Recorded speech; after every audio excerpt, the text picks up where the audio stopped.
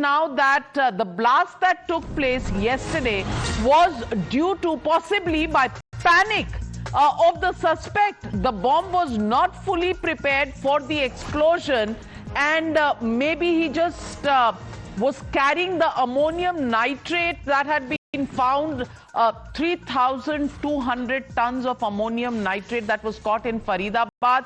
Bhavtosh joining the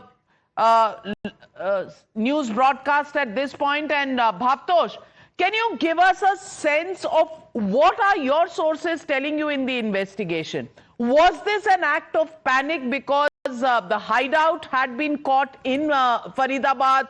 3 people had been arrested in the doctor of death loop, and then Dr. Umar just panicked and in trying to evade arrest, kept the rest of the explosives in the car, moved out, and then probably planned this on his own, and which is why it didn't turn out to be of the scale they may have been planning earlier?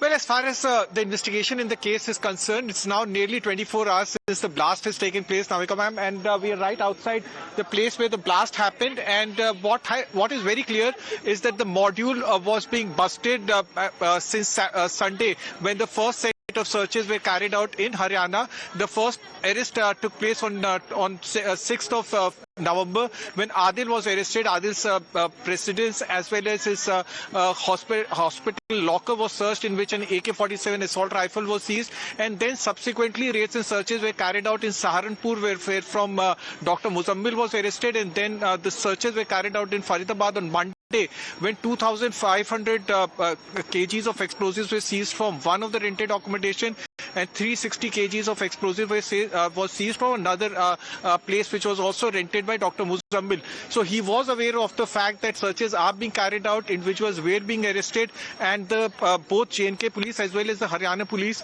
had publicly come out and said that Dr. Omar is on run.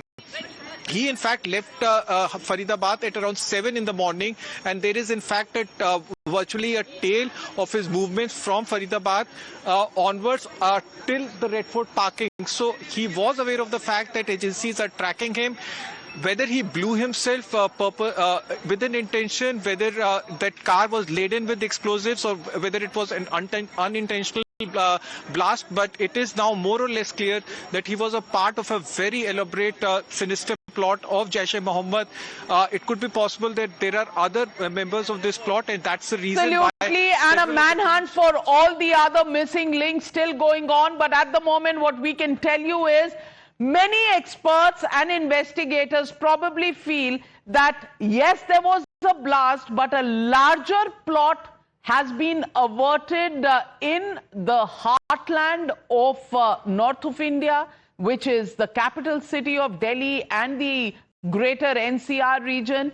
And this could have been out of panic because the terror modules were being busted from Kashmir to Faridabad to Gujarat, leading to a panic fleeing of Dr.